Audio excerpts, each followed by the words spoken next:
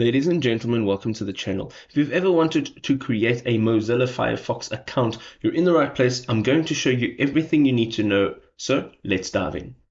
So the first step involves jumping into accounts.firefox.com, and right over here you can see we have the opportunity to enter our email address, right? So right over here you can see it's a sign up or sign in. So if you want to be creating a new account, you can do so right over here.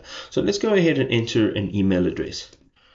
As you can see here, we have created our account, and you can add a secondary email to this as well. You can also go over to the left hand side and click on security. This will allow you to see all of your connected services.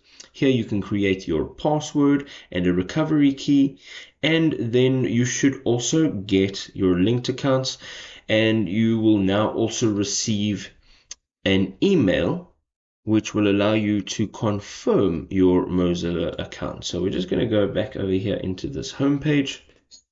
And once you've confirmed that email, you have a brand new Firefox account. If this was helpful, you can go ahead and drop us a like, and we will see you next time.